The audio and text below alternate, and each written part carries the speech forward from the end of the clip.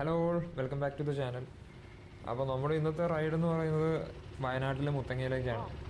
സമയം ഇപ്പോൾ ഒരു 5:30 ആയിട്ടുണ്ട്. നമ്മളിപ്പോൾ നിൽക്കുന്നത് സുൽത്താൻ ബത്തേരിയിലാണ്. അപ്പോൾ നമ്മൾ സുൽത്താൻ ബത്തേരി എത്തിയത് വെളുപ്പിന് 3 മണിക്കാണ്. ചില അടിപൊളി പോസ്റ്റുകളൊക്കെ കൊണ്ട് നമ്മൾ ഉദ്ദേശിച്ച സമയത്ത് നമുക്ക് എത്താൻ സാധിച്ചില്ല. അതുകൊണ്ട് തന്നെ 3 മണിക്ക് എത്തിയത് കൊണ്ട് തന്നെ നമുക്ക് വേണ്ട ഒരു ഉറക്കവും കിട്ടിയിട്ടില്ല. മാക്സിമം ഞങ്ങളൊരു 2 മണിക്കൂർ ഉറങ്ങിയിട്ടുള്ളൂ. പിന്നെ ഞങ്ങളൊന്നും നോക്കിയില്ല. ഞങ്ങളുടെ പ്ലാൻ എന്ന് പറയുന്നത് തന്നെ ചെക്ക് പോസ്റ്റ് തുറക്കുന്ന ആ ഒരു സമയത്ത് മുത്തങ്ങയിലൂടെ റൈഡ് ചെയ്ത് ഗുണ്ടൽപേട്ട് എത്തുക, അവിടെ നിന്ന് തിരിച്ച് ബത്തേരിയിലേക്ക് വരിക എന്നുള്ളതായിരുന്നു. അതുകൊണ്ട് പിന്നെ ഞങ്ങളൊന്നും നോക്കിയില്ല, നേരെ ഇറങ്ങി.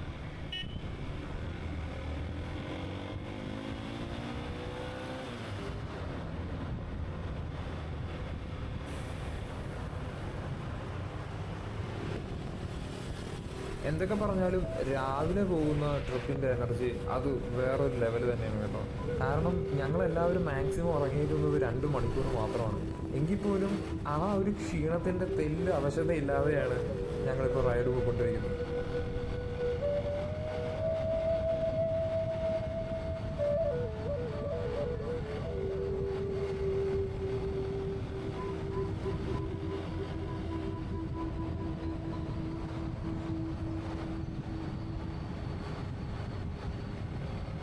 സുൽത്താൻ ബത്തേരിയിൽ നിന്നും 14 കിലോമീറ്ററാണ് മുത്തങ്ങയിലേക്കുള്ളത്. ആക്ച്വലി നമ്മളിപ്പോൾ ആ ടൗൺ ഏരിയ കഴിഞ്ഞ് മുത്തങ്ങയോട് അടുത്തെത്താറായി. അതുകൊണ്ടാവണം സ്ട്രീറ്റ് ലൈറ്റ്സ് ഒക്കെ വളരെ കുറവാണ്. ഫോഗും കൂടി ഉള്ളതുകൊണ്ട് ലിറ്ററലി വിസിബിലിറ്റി 0 ആണ്.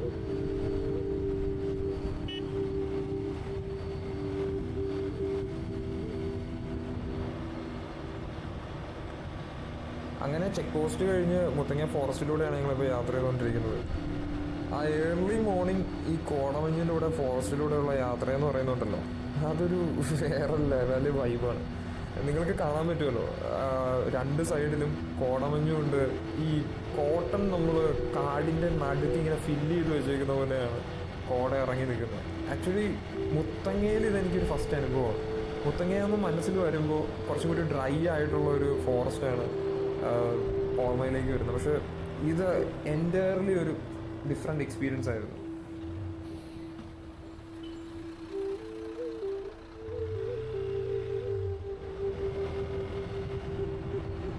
2000-3000 രൂപയൊക്കെ പെർ ഹെഡ് കൊടുത്ത് കാട്ടിലൂടെ സഫാരി നടത്തി ഒരു അണ്ണാൻകുഞ്ഞിനെ പോലും കാണാൻ പറ്റാതെ വിഷമത്തിലിരിക്കുന്നവരായിരിക്കും നമ്മൾ ഭൂരിഭാഗം പേരും. അങ്ങനെ വിഷമത്തിലിരിക്കുന്നവർക്ക് മസ്റ്റായിട്ടും ട്രൈ ഔട്ട് ചെയ്യാൻ പറ്റുന്ന ഒരു കിടിലൻ റൂട്ടാണ് ഈ മുത്തങ്ങ എന്ന് പറയുന്നത്. അതും ഏർലി മോർണിംഗ് തന്നെ നിങ്ങളിത് പോകണം. ഇത് എന്തുകൊണ്ടാണ് ഞാനിങ്ങനെ പറയാൻ കാരണമെന്ന് വെച്ച് കഴിഞ്ഞാൽ, നിങ്ങൾ വന്യമൃഗങ്ങളെ കാണാനുള്ള ചാൻസ് ഹൈ ആണ് ഈ ഒരു സമയത്ത്. കാരണം രാത്രി 9 മണിക്ക് ചെക്ക് പോസ്റ്റ് അടച്ചു കഴിഞ്ഞാൽ പിന്നെ വാഹനങ്ങളുടെ സഞ്ചാരം വളരെ കുറവാണ് ഈ റൂട്ടിൽ. പിന്നെ ചെക്ക് പോസ്റ്റ് തുറക്കുന്നത് രാവിലെ 6 മണിക്കാണ്. അപ്പോൾ ഈ ഒരു 6 മണിക്ക് നിങ്ങൾക്ക് മുത്തങ്ങയിൽ നിന്ന് പാസ് ചെയ്യാൻ പറ്റുന്നുണ്ടെങ്കിൽ ഏറെക്കുറെ ഉറപ്പാണ് അത്യാവശ്യം ആനേനെയും കാട്ടുപോത്തിനെയും മാനിനെയും ഒക്കെ നിങ്ങൾക്ക് റോട്ടിൽ അല്ലെങ്കിൽ റോഡിൻ്റെ സൈഡിലായിട്ട് തന്നെ കാണാൻ പറ്റും.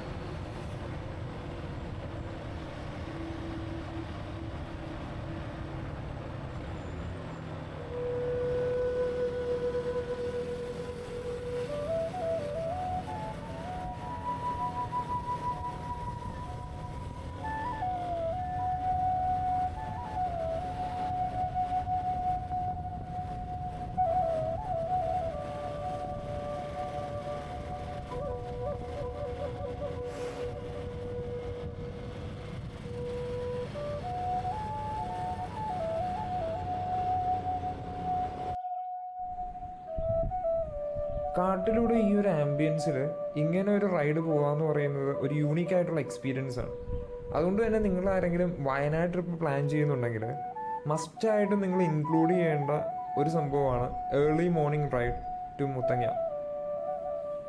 കാരണം അത് തരുന്ന ഒരു എക്സ്പീരിയൻസ് ഉണ്ടല്ലോ, അത് നമുക്ക് മറ്റു സ്ഥലങ്ങളിൽ കിട്ടില്ല.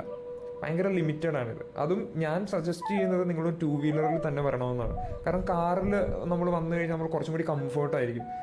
നമുക്ക് ആ ഒരു ആംബിയൻസ് അത്രയ്ക്ക് അധികം അങ്ങോട്ടേക്ക് അബ്സോർബ് ചെയ്യാൻ പറ്റിയെന്ന് വരില്ല. പക്ഷെ നിങ്ങളൊരു 2 വീലറിലാണ് വരുന്നതെങ്കിൽ ആ തണുപ്പൊക്കെ കൊണ്ട് ആ വ്യൂ കുറച്ചും കൂടി നിങ്ങൾക്ക് കൂടുതലായിട്ട് ആസ്വദിക്കാൻ സാധിക്കും.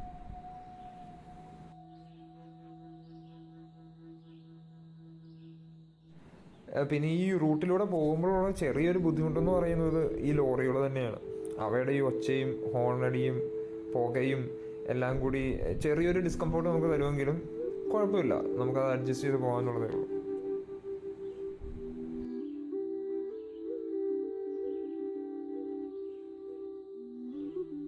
നിങ്ങളൊരു മോർണിംഗ് 8:30 കഴിഞ്ഞ് അല്ലെങ്കിൽ ഒരു ഉച്ച സമയത്തൊക്കെയാണ് ഈ മുത്തങ്ങ റൂട്ട് ട്രാവൽ ചെയ്യുന്നതെന്നുണ്ടെങ്കിൽ ഒരിക്കലും നിങ്ങൾക്ക് ഈ കാണുന്ന ഒരു ആംബിയൻസ് കിട്ടണമെന്നില്ല.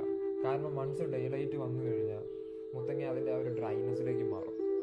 സോ നിങ്ങൾക്ക് വൈൽഡ് ആനിമൽസിനെ സ്പോട്ട് ചെയ്യണം, ഇതേപോലെ കോടയൊക്കെ കൊണ്ട് വൈബ് അടിച്ച് ഒരു റൈഡ് ചെയ്യണമെന്നുണ്ടെങ്കിൽ മാക്സിമം നിങ്ങൾ ചെക്ക് പോസ്റ്റ് തുറക്കുന്ന ആ സമയത്ത് തന്നെ മുത്തങ്ങ വഴി പാസ് ചെയ്യാൻ ശ്രമിക്കുക.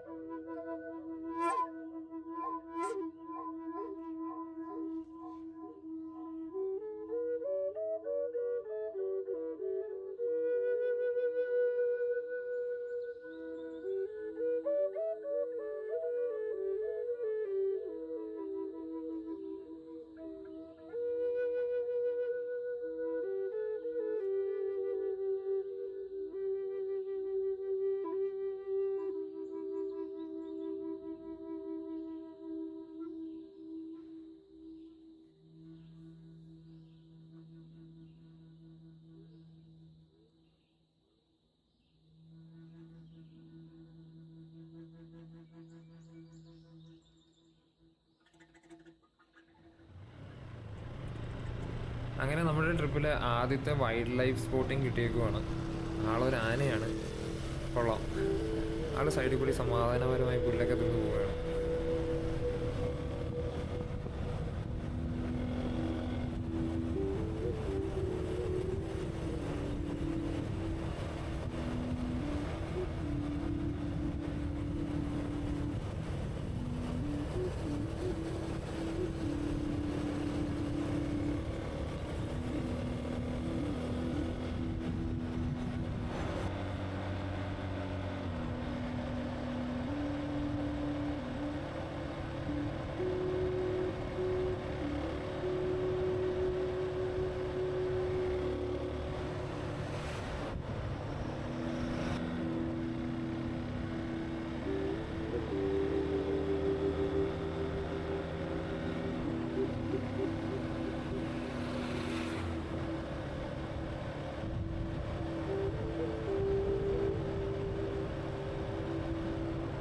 സ്ക്രീനിൻ്റെ റൈറ്റ് സൈഡിൽ ആ കാടിൻ്റെ ഇടയിലൂടെ നിങ്ങൾ സൂക്ഷിച്ച് നോക്കിയാൽ ഒരു ഓറഞ്ച് പൊട്ട് പോലെ സൂര്യനെ നിങ്ങൾക്ക് കാണാവുന്നതാണ്. എന്താ എൻ്റെ കാര്യം.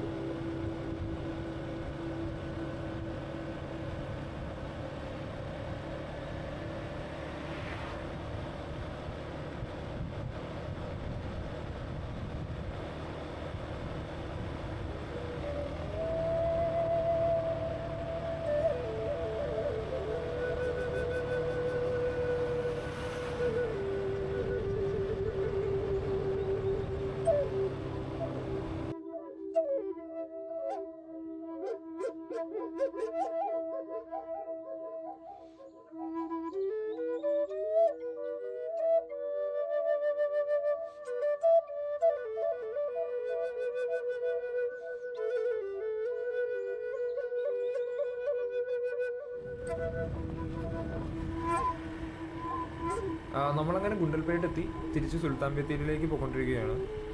ആംബിയൻസ് ഒരു രക്ഷയില്ല കേട്ടോ, ഫുൾ ഫോഗിയാണ്. സത്യം പറഞ്ഞാൽ തൊട്ട് മുമ്പിലുള്ള വാഹനങ്ങളെ പോലും കൃത്യമായിട്ട് നമുക്ക് കാണാൻ സാധിക്കുന്നില്ല. നല്ലൊരു ആംബിയൻസ് ആണ്.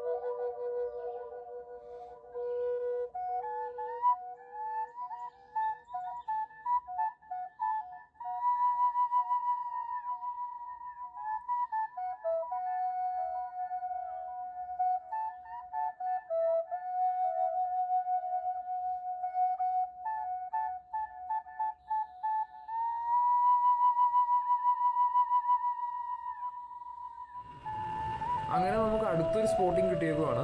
Chest number 2 on the stage. ഒരു ഒറ്റക്കൊമ്പൻ. മുത്തങ്ങ കയറിയപ്പോഴുള്ള ഒരു പ്രാർത്ഥനയായിരുന്നു ഒരു ആനേനെങ്കിലും കാണാൻ പറ്റണേ എന്നുള്ളത്. എന്തായാലും പ്രാർത്ഥന ഫലിച്ചു. റോഡിൻ്റെ ഒത്ത നടുക്ക് തന്നെ ഒരെണ്ണത്തിനെ കാണാൻ പറ്റി. അത് അടുത്തേക്ക് ഓടി വരാതിരുന്നത് എന്തോ ഭാഗ്യം.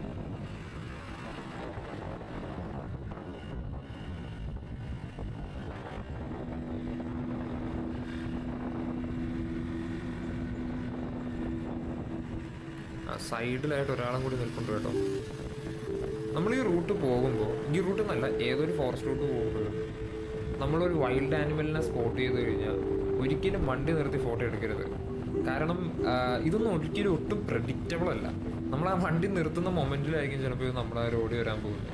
സോ കാണുമ്പോൾ ഒന്ന് സ്ലോ ചെയ്ത് ബഹുമാനിക്കുക, എന്നിട്ട് വേഗം സ്ഥലം വിടുക.